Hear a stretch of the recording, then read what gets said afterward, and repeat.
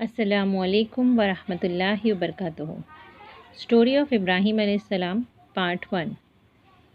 ابراہیم علیہ السلام ایک ایسے زمانے میں پیدا ہوئے تھے جہاں پر پوری کی پوری قوم جو تھی وہ شرک میں مبتلا تھی۔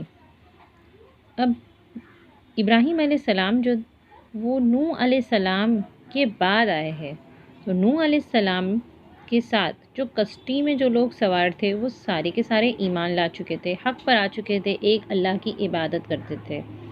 اب جب کہ وہ سارے مسلمان تھے، ایک اللہ کی عبادت کرتے تھے، پھر اس کے بعد ایسا دور آیا، دھیرے دھیرے دھیرے کرتے کرتے بہت بڑا ایک عرصہ گزر گیا، جہاں پر پہنچ کر سارے کے سارے لوگ کیا ہو گئے، شرک میں مبتلا ہو گئے اور اللہ کو بھول گئے اور کافر ہو گئے۔ اس زمانے میں ابراہیم علیہ السلام کی پیدائش ہوئی۔ اب ابراہیم علیہ السلام جس زمانے میں پیدا ہوئے وہ زمانہ ایسا زمانہ تھا کہ لوگ بت پرستی میں پوری طریقے سے جھک چکے تھے، مینس اللہ کو پوری طریقے سے بھلا چکے تھے اور صرف شرک کرتے تھے اور کچھ نہیں۔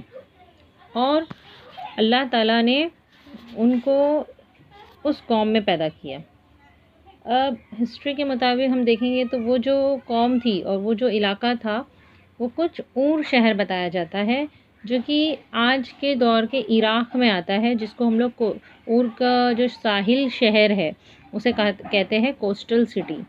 اس جگہ پر پیدا ہوئے تھے، اور جو بادشاہت اس دور میں چل رہی تھی وہ نمرود کی بادشاہت تھی۔ نمرود کی بادشاہت میں انہوں نے پیدائش کی۔ اللہ نے ابراہیم علیہ السلام کو بہت ساری خصوصیت کے ساتھ پیدا کیے تھے۔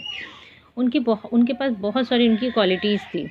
ان کی سب سے بڑی زیادہ کوالٹی یہ کہا جاتی ہے کہ اللہ تعالیٰ نے ان کو زمین اور آسمان کی ساری جو ملکیت ہے، جو ساری کی ساری باتیں ہیں ان کو بتا دیا تھا، جو چاند، تارے، ستارے، سیارے، پورا جو گلیکسی ہے اس کے بارے میں اللہ تعالیٰ نے ان کو انفارمیشن دے چکی تھی، مینس ان کو اللہ تعالیٰ نے اس کے بارے میں بتا دیے تھے۔ انہیں اللہ نے ابو الانبیاء، انہیں ایک لقب سے جانا جاتا ہے جسے کہتے ہیں ابو الانبیاء۔ ابو الانبیاء کا معنی ہوتا ہے کہ انبیاؤں کے ابا، انبیاؤں کا باپ۔ کیوں انہیں انبیاؤں کا باپ کہا جاتا ہے؟ کیوں انہیں ابو الانبیاء کہا جاتا ہے؟ کیونکہ جتنے نبی، جتنے انبیاء ان کے بعد آئے وہ سارے کے سارے انہی کی نسل سے آئے۔ ان کے 2 بیٹے تھے، اسحاق علیہ السلام اور اسماعیل علیہ السلام۔ اسحاق علیہ السلام کی نسل سے تمام انبیاء آئے ہیں، اور اسماعیل علیہ السلام کی نسل سے صرف اور صرف محمد صلی اللہ علیہ وسلم آئے ہیں۔ کہا جاتا ہے کہ اسحاق علیہ السلام کی نسل سے تقریباً 2000 سے زیادہ انبیاء کرم آ کر گئے ہیں۔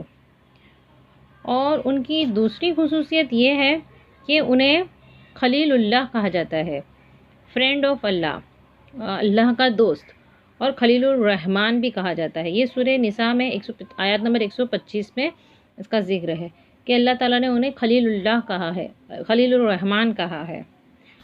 ان کی تیسری خصوصیت یہ ہے کہ ابراہیم علیہ السلام کا ذکر قرآن میں 25 سورتوں میں ہے، 25 سورتوں میں ان کا ذکر ہے، اور ان کا نام قرآن میں 63 ٹائم لیا گیا ہے۔ اب ان کی جو قوم تھی، جس قوم میں وہ پیدا ہوئے تھے، وہ دور کے جو لوگ تھے وہ 3 قسم کے شرک میں مبتلا تھے۔ اب وہ 3 قسم کے شرک کیا ہے؟ سب سے پہلا شرک جو تھا وہ کرتے تھے وہ ہے کواکب پرست، یعنی سورج، چاند، ستارے، پلانٹس، ان سب کی وہ عبادت کرتے تھے۔ ان سب کو اپنا خدا مانتے تھے، ان سب کو اپنا معبود مانتے تھے۔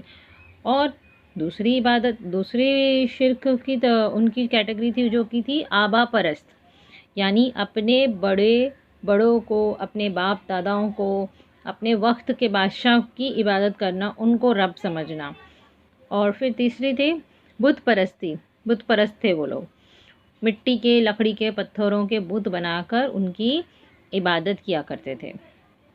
ان 3 قسم کے شرک میں اس وقت یہ لوگ مبتلا تھے، یعنی وہ لوگ اللہ کو چھوڑ کے ان ساری چیزوں کو مانتے تھے۔ یہ تو ہوئی قوم کی بات۔ اب ان کے خود کے والد صاحب جو کہ ایک بہت بڑے سنتراش تھے، جو کہ مورتیاں بنایا کرتے تھے، جن کا نام ازر آتا ہے، وہ صرف بت بنایا نہیں کرتے تھے، بت پرستی بھی کرتے تھے، اور ساتھ ہی ساتھ بتوں کی فروخت بھی کرتے تھے، مینس ان کو بیچا بھی کرتے تھے۔ اور وہ بہت فیمس تھے اس دور میں، کہ بہت بڑے سنتراش تھے، بہت بڑے اسکلپچرر تھے، اور وہ بہت اچھے اس وقت کے دور میں جو بنائے جاتے ویسے بت بناتے تھے۔ اب ان کے والد صاحب جب بت بنا کر چلے جاتے تھے تو بچپن کے کچھ قصے ہیں ایسے کہ ابراہیم علیہ السلام ان بتوں کے اوپر چڑھ کے بیٹھ جاتے تھے، اور گھوڑے کی طرح اس کو کھیلتے تھے ان کے اوپر چڑھ کے۔ تو جب ان کے ابا آتے تھے تو کہتے تھے ایسا نہیں کرتے، یہ ہمارے بت ہے، تو بولتے تھے یہ بت ٹھیک ہے، تو وہ کیا کرتے تھے، اتر جاتے تھے، اور جیسے ان کے ابا جاتے تھے تو کیا کرتے تھے، ان کے اوپر چڑھ کے بیٹھ جاتے تھے۔ پھر تھوڑے بہت جب سمجھدار ہوئے تو انہوں نے پوچھا کہ یہ بت کے کان اتنے بڑے بڑے کیوں ہیں؟ تو ان کے ابا نے جواب دیا کہ یہ سننے والا خدا ہے۔ تو پھر ابراہیم علیہ السلام نے کہا جب یہ سنتا ہے تو بولتا کیوں نہیں ہے؟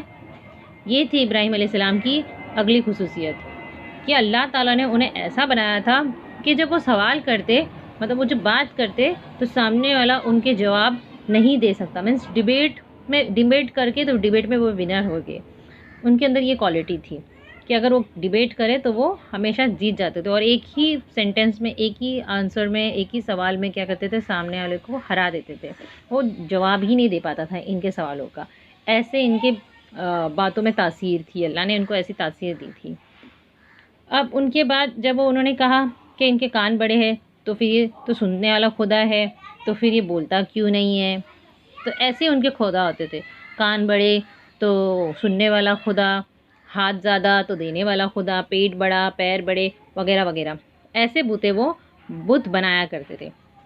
اور ایسے گھر میں اللہ تعالیٰ جب نبی کو پیدا فرماتے ہیں، چاہے وہ کافر کے گھر میں ہو، چاہے وہ ایمان والوں کے گھر میں ہو، لیکن وہ ہمیشہ سلیل الفطر ہوتا ہے۔ سلیل الفطر کا معنی ہے کہ ان کے دل ہمیشہ پاک ہوتے ہیں، اس نبی کا دل ہمیشہ صرف ایک اللہ کی عبادت میں لگا رہتا ہے، چاہے وہ کافر کے گھر میں ہو پیدا یا پھر ایمان والوں کے گھر میں پیدا ہو۔ پھر اس ابراہیم علیہ السلام جب بڑے ہوئے، جب انہیں تھوڑی اور سمجھ آئی، تو انہیں جب یہ پتہ چلا، لوگوں کو بتانا شروع کیا کہ اللہ کون ہے، تمہارا رب کون ہے کر کے، تو انہوں نے دعوت کا کام شروع کر دیا، لوگوں کو ایک اللہ کی طرف بلانے کا کام شروع کر دیا۔ اب جب انہوں نے ایک اللہ کی طرف بلانے کا کام شروع کیا تو وہ 3 حصوں میں تھا۔ 3 حصوں میں انہوں نے لوگوں کو اللہ کی طرف بلایا۔ سب سے پہلے انہوں نے اپنے والد کو ہی دعوت دی اسلام کی، اس کے بعد انہوں نے اپنی قوم کو دی، تیسری دعوت انہوں نے اس کے وقت کے بادشاہ کو دی، اور 3 کاموں سے بچایا۔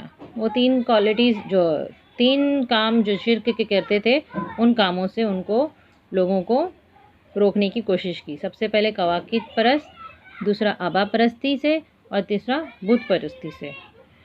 اب جب انہوں نے اپنے والد صاحب کو اس کام سے روکنے کی کوشش کی تو اس کا ذکر سورہ مریم میں آتا ہے کہ کس طریقے سے انہوں نے اپنے والد صاحب کو اسلام کی دعوت دی۔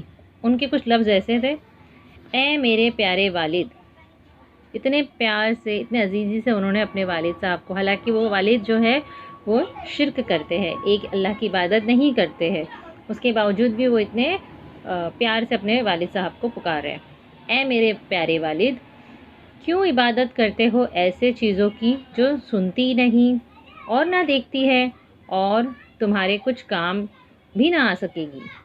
اے میرے والد، پیارے والد، میرے پاس ایک ایسا علم آیا ہے جو تمہارے پاس نہیں ہے، اس پر چلو، میں تمہیں سیدھے راستے پر چلا دوں گا۔ اے میرے والد، شیطان کی عبادت نہ کرنا، اور شیطان تو اللہ کا دھتکارا ہوا ہے۔ اے میرے والد، مجھے ڈر لگتا ہے تم شیطان کی عبادت کرتے رہے اور تم پر اللہ کا کوئی عذاب نہ آ جائے اور تم شیطان کے دوست بن جاؤ گے۔ یہ ساری باتیں انہوں نے اپنے والد صاحب سے کہی۔ کیا کہا انہوں نے کہ ایسی چیزوں کی عبادت کیوں کرتے ہو جو نہ سنتی ہے اور نہ دیکھتی ہے اور تمہارے کچھ کام بھی نہیں آ سکتی۔ بھلا کوئی پتھر کسی کے کام آ سکتا ہے؟ بھلا کوئی پتھر ہماری باتیں سن سکتا ہے؟ بھلا کوئی مورت ہمیں دیکھ سکتی ہے؟ نہیں، بلکہ صرف ہمارا رب ہمیں دیکھ سکتا ہے۔ تو یہی چیزیں انہوں نے اپنے والد صاحب کو سمجھانے کی کوشش کی۔ پھر انہوں نے یہ بتایا کہ میرے پاس ایک ایسا علم ہے، اگر تم اس پر چلو گے تو کیا ہوگا، میں تمہیں صحیح راستے پر چلا دوں گا، اللہ جہنم کی آگ سے بچا لوں گا۔ اور انہوں نے کہا کہ شیطان کی عبادت کیوں کرتے؟ کیا وہ شیطان کی عبادت کرتے تھے؟ نہیں، وہ تو پتھروں کی مورتوں کی عبادت کرتے تھے۔ تو اس میں کیوں کہا گیا کہ وہ شیطان کی عبادت کرتے تھے؟ کیونکہ شیطان، یہ بت پرستی جو ہے یہ شیطان کی شروعات کرائی ہوئی ہے۔ تو جب بت پرستی کرتے ہیں تو کیا ہوتا ہے، شیطان خود خوش ہو جاتا ہے۔ بت پرستی ہی کیوں، کوئی بھی شرک کا جب کام کوئی انسان کرتا ہے تو شیطان خوش ہوتا ہے اور اللہ ناراض ہوتا ہے۔ تو اسی لیے اسے شیطان کی عبادت کہا گیا ہے۔ اور شیطان تو رحمان کا دھتکارا ہوا ہے۔ شیطان رحمان کا دھتکارا ہوا کیسے ہوئے؟ جب اللہ تعالیٰ نے آدم علیہ السلام فرشتوں کو حکم دیا تھا کہ آدم علیہ السلام کو سجدہ کرو، تو اس وقت شیطان بھی کیا تھا، فرشتوں کے ساتھ تھا۔ تو اسی لیے اس کا مطلب یہ نہیں کہ شیطان جو ہے وہ فرشتہ تھا، شیطان جنوں میں سے تھا، جس کا ریفرنس ہمیں سورہ کہف میں ملتا ہے۔ وہ کہتا ہے وہ جنوں میں سے تھا، اور اس کو اللہ تعالیٰ نے اسے بھی کہا کہ اسے بھی حکم ہوا کہ وہ کیا کرے، آدم علیہ السلام کو سجدہ کرے، لیکن اس نے نہیں کیا۔ تو اللہ تعالیٰ نے اسے وہاں سے آسمان سے جنتوں سے کیا کر دیے، نکال پھینکے۔ تو اسی لیے اسے کہا جاتا ہے کہ رحمان کا دھتکارا ہوا، رحمان یعنی اللہ کا دھتکارا ہوا ہے۔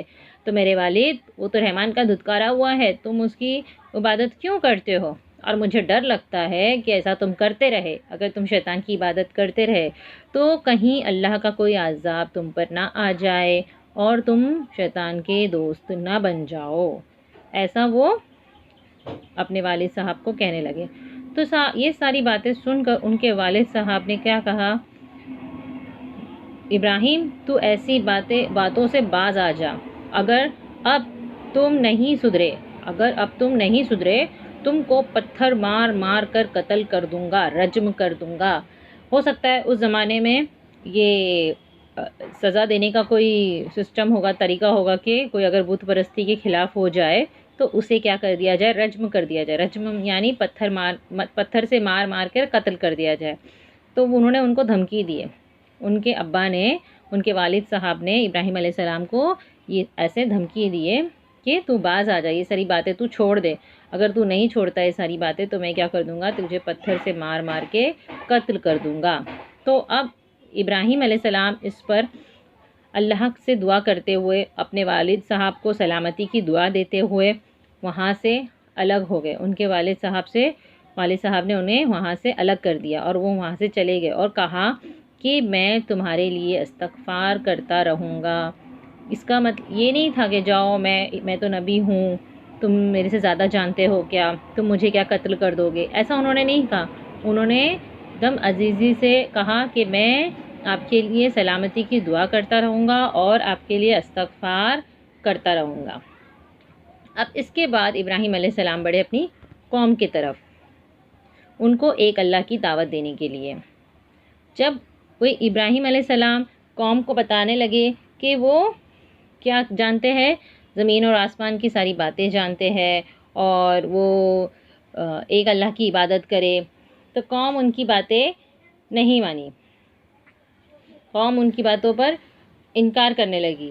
بولے تم کس کو معبود بنا کر رکھے ہو، تم نے یہ چاند ستاروں کو معبود بنا کے رکھے ہو۔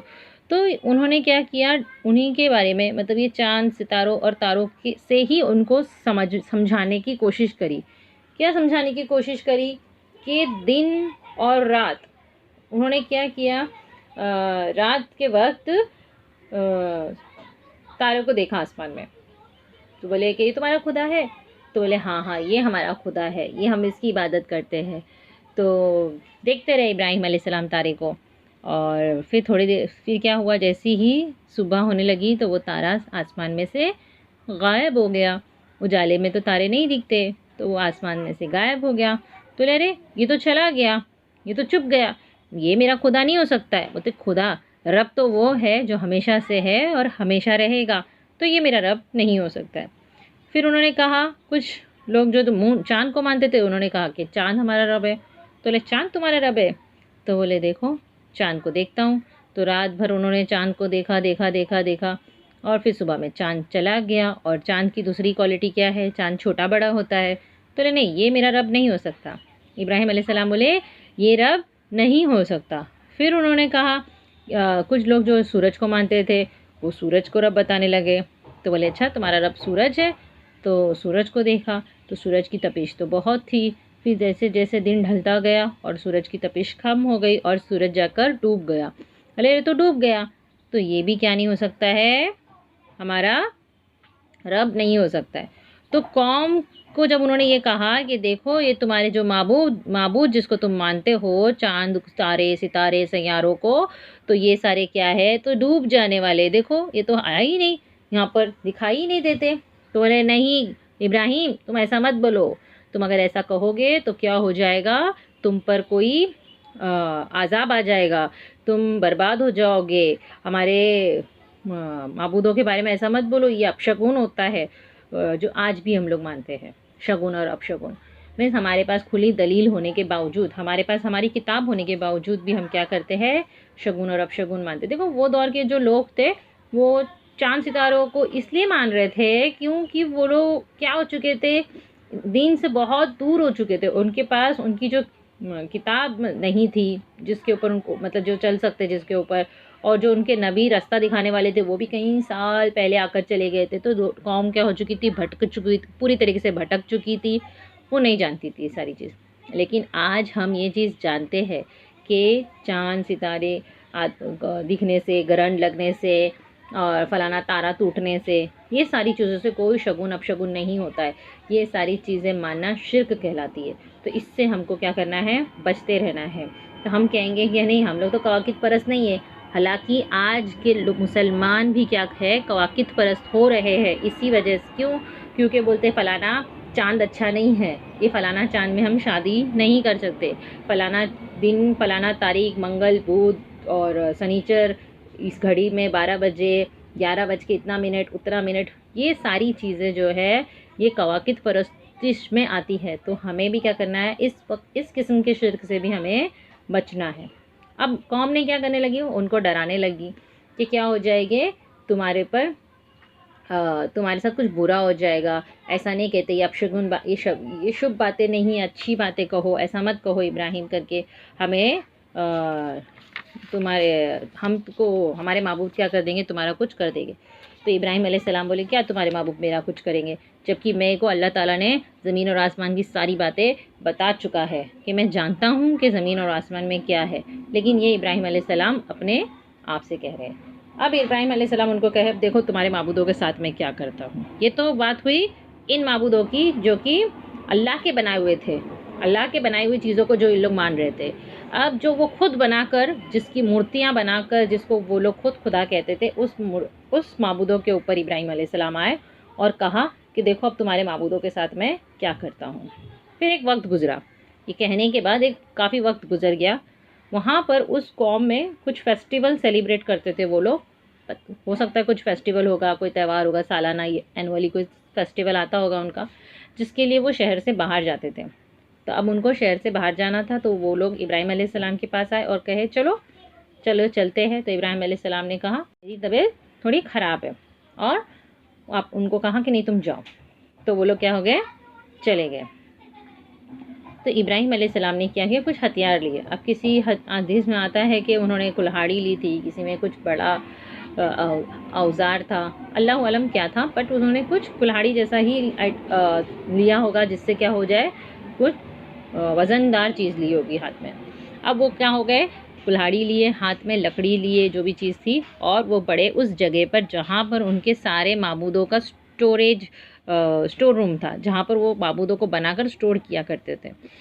اب وہاں پر کئی قسم کے معبود تھے، بڑا چھوٹا موٹا، ہاتھ زیادہ ہاتھ والا، بڑے کان والا، بڑے زبان بھر، مطلب پیر عجیب سے کسی پہ بیٹھا ہوا، الگ الگ قسم کے معبود انہوں نے بنا کے اس وقت رکھے ہوئے تھے. اللہ عالم کیسے کیسے معبود تھے، الگ الگ قسم کے معبود تھے، اور بڑے چھوٹے بہت معبود تھے.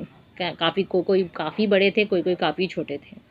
تو انہوں نے پہلے تو معبودوں سے تھوڑی بہت بات چیت کی کہ جواب دو میری بات کا، کیا تم کو ڈر نہیں لگ رہا ہے، میں تم کو یہ کر دوں گا وغیرہ وغیرہ. پھر انہوں نے کیا کیا، اپنے ہتھیار اٹھایا اور شروع ہو گئے مارنے توڑنے. اور جیسا ان کو جی چاہ رہا تھا ادھر ادھر ایسا ویسا کر کے کیا کرنے لگے، سارے معبودوں کو توڑ دیے، سارے معبودوں کو تہس نہس کر دیے سوائے ایک کے. ایک معبود جو کہ بہت بڑا تھا اس کو انہوں نے چھوڑ دیے. کچھ حدیث میں آتا ہے کہ چھوڑ دیے، کچھ حدیث میں آتا ہے کہ وہ ہتھیار ان کے کاندھے پر انہوں نے رکھ دیے. تو اب کیا ہوا، وہ وہاں سے چلے گئے توڑ تاڑ کے. اب جب ساری قوم ریٹرن آئی، واپس آئی، تو جب انہوں نے دیکھا کہ ہمارے معبودوں کا یہ حال ہوا ہے تو وہ سارے پریشان ہو گئے.